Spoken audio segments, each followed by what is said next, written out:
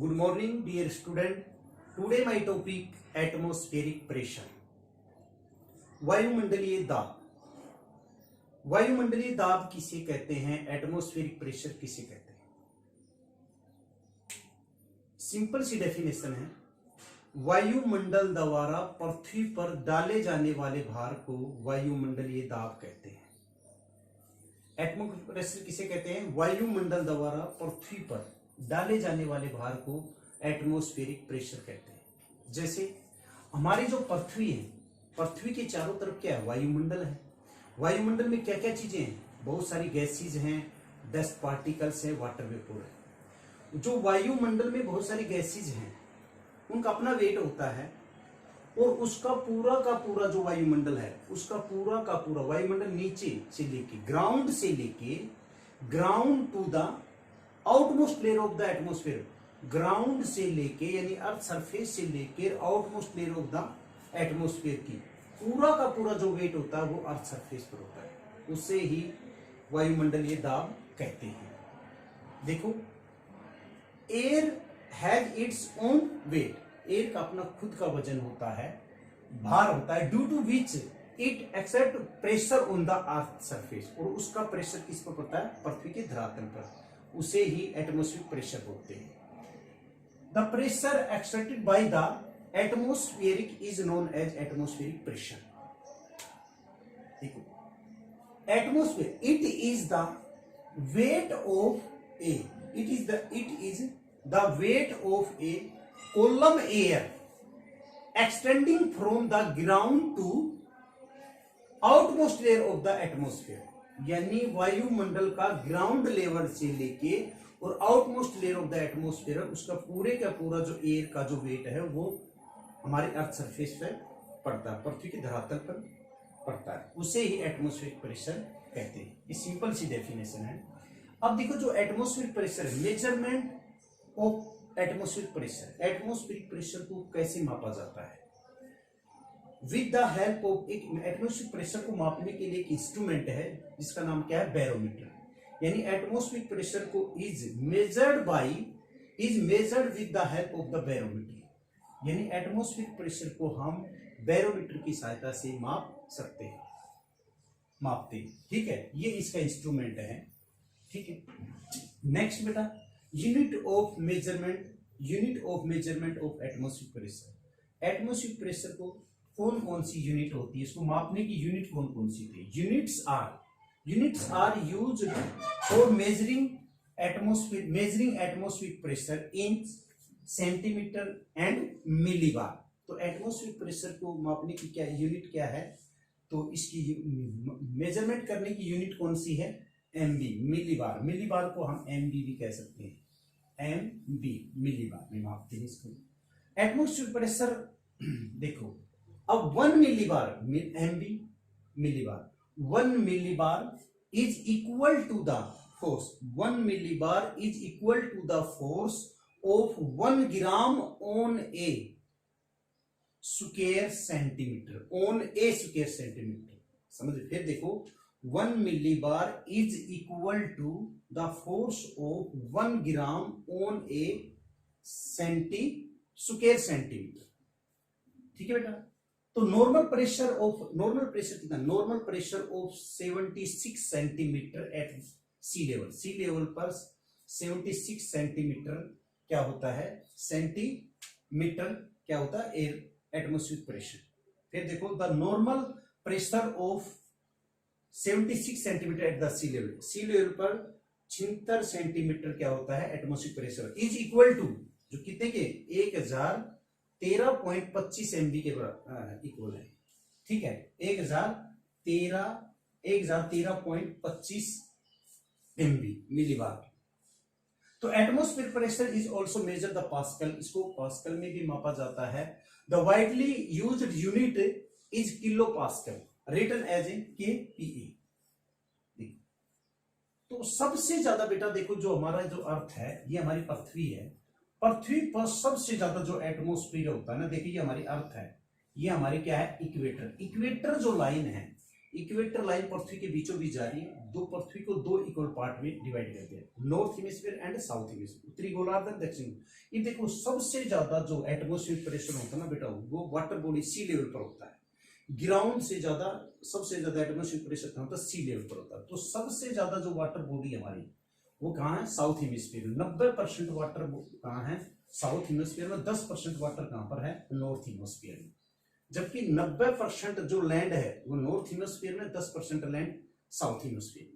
तो सबसे ज्यादा जो वाटर बॉडी है वो कहां पर है? South hemisphere. अब देखो नेक्स्ट, अब बेटा क्या है? The distribution of pressure on the map. जो हम मैप होता है उस पर एटमॉस्फेरिक प्रेशर का वितरण को हम आइसोबार लाइनों के द्वारा शो करते हैं।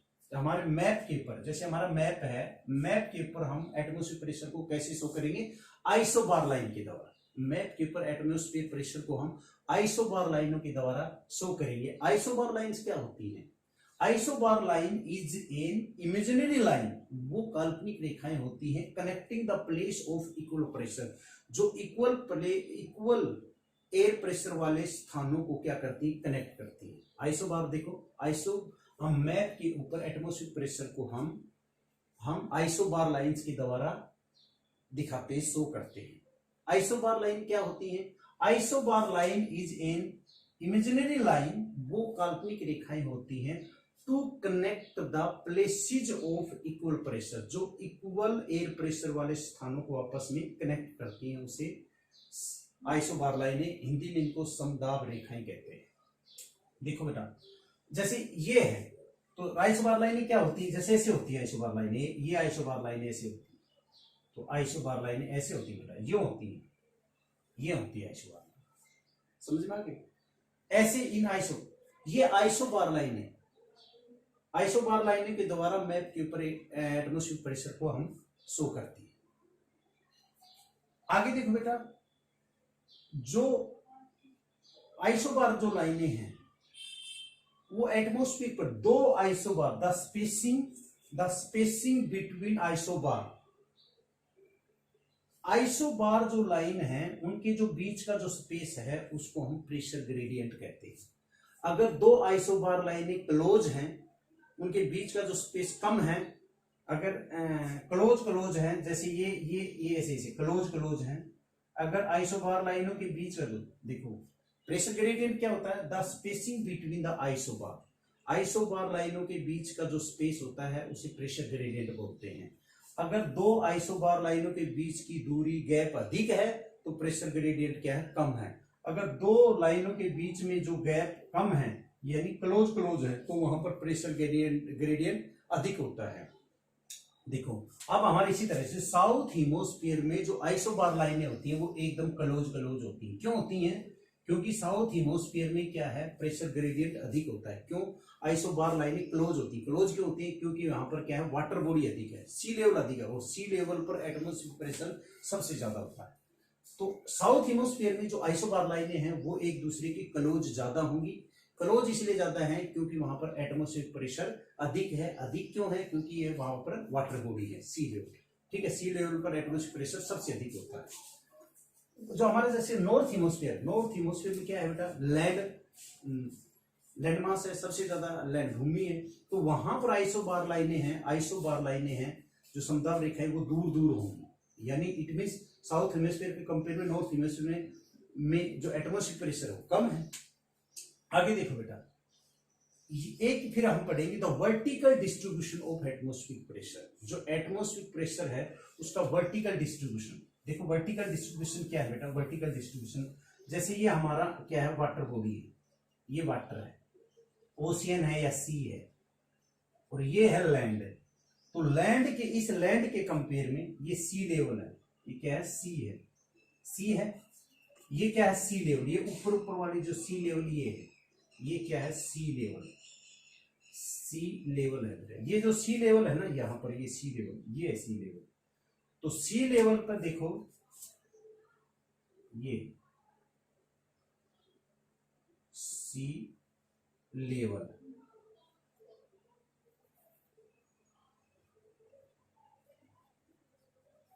ये सी लेवल है। तो सी लेवल पर सबसे ज्यादा एटमॉस्फेरिक प्रेशर होता है। देखो द बेटा the atmospheric pressure is maximum at the sea level.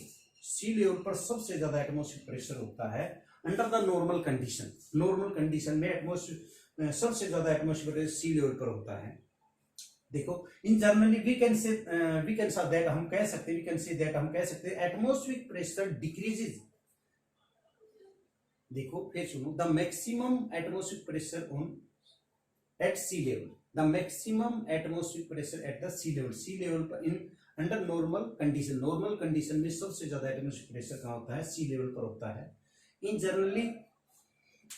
General सामान्य रूप से वी कैन से दैट हम कह सकते हैं the atmospheric pressure decrease on average at the rate about 1 millibar पर एवरी 10 मीटर्स हाइट, यानी 10 मीटर हाइट पर प्रत्येक 10 मीटर हाइट के ऊपर, जैसे प्रत्येक 10 मीटर हाइट सी लेवल से प्रत्येक 10 मीटर हाइट के ऊपर जाएंगे तो 1 मिलीबार एटमॉस्फेरिक प्रेशर क्या होता जाएगा? डिक्रीज होता जाएगा।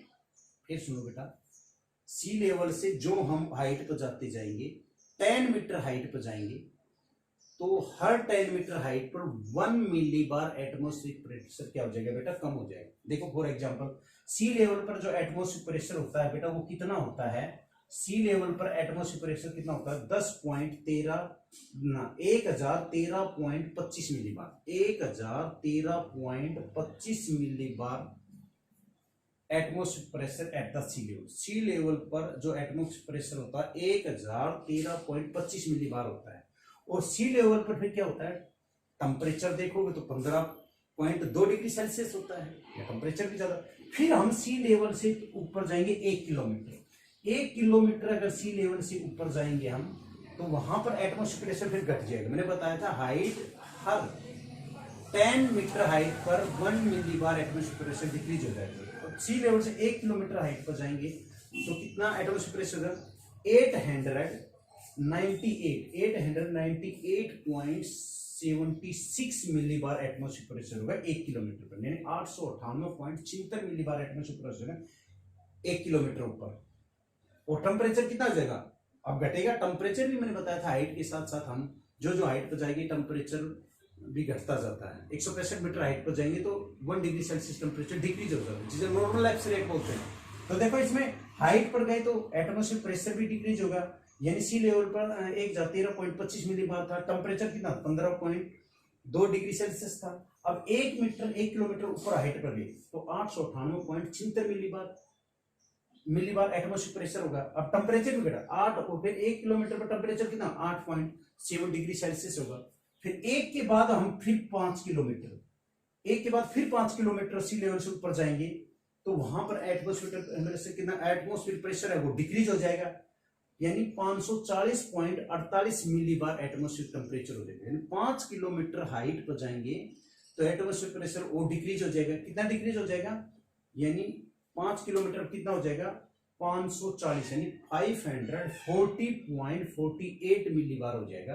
टेम्परेचर भी डिक्रीज होगा, माइनस में 17.3 डिग्री सेल्सियस, और टेम्परेचर कितना होगा? -17.3 डिग्री सेल्सियस हो गया। अब देखो फिर 10 किलोमीटर हाइट पर जाएंगे तो एटमॉस्फेरिक प्रेशर और डिक्रीज हो जाएगा। कितना हो जाएगा? 265.00 मिलीबार, यानी 265.00 मिलीबार एटमॉस्फेरिक प्रेशर। अब टेम्परेचर और माइनस में हो गया। कितना हो गया? माइनस में 49.7 डिग्री सेल्सियस टेम्परेचर। इसी तरह से मैंने बताया कि बेटा सी लेवल पर सबसे ज्यादा एटमॉस्फेरिक प्रेशर होता है 1013.25 मिलीबार एटमॉस्फेरिक। जो हम हाइट सी लेवल से हाइट पर जाते जाएंगे तो एटमॉस्फेरिक प्रेशर भी कम होता जाएगा, और हर 10 मीटर हाइट पर 1 मिलीबार एटमॉस्फेरिक प्रेशर डिक्रीज हो जाएगा। इसी तरह से टेम्परेचर भी हम 165 मीटर हाइट पर जाएंगे तो 165 मीटर हाइट पर 1 डिग्री सेल्सियस टेम्परेचर डिक्रीज हो जाए, जिसे नॉर्मल एब्सोल्यूट बोलते हैं। तो इसमें हाइट पर जा रहे हैं तो एटमॉस्फेरिक प्रेशर भी डिक्रीज हो रहा है, और इधर ये क्या हो रहा है बेटा? ये टेम्परेचर भी डिक्रीज हो रहा है। एक तो जो इसको कौन से फैक्टर हैं एटमॉस्फेरिक प्रेशर को अफेक्ट करने वाले, कौन से factor? The factor affecting the atmospheric pressure. Atmospheric pressure को प्रभावित करने वाले कारक कौन से? वायुमंडल, ये दाब को प्रभावित करने वाले सबसे मेजर जो फैक्टर है वो कौन सा है? टेम्परेचर। टेम्परेचर सबसे ज्यादा इफेक्ट करता है। दूसरा अल्टीट्यूड, अल्टीट्यूड सेकंड जो फैक्टर है जो सबसे ज्यादा इफेक्ट करता है। वाटर वेपोर, तीसरा कौन सा? वाटर वेपोर इफेक्ट करता है। और चौथा जो आखिरी पॉइंट हमारा रोटेशन। ये 4 पॉइंट है जो एटमॉस्फेरिक प्रेशर को क्या करते हैं बेटा? सबसे ज्यादा इफेक्ट करते हैं। Temperature, altitude, water vapour and rotation. ठीक है बेटा, और जो फैक्टर्स की हम अगले वीडियो में स्टडी करेंगे। Thank you.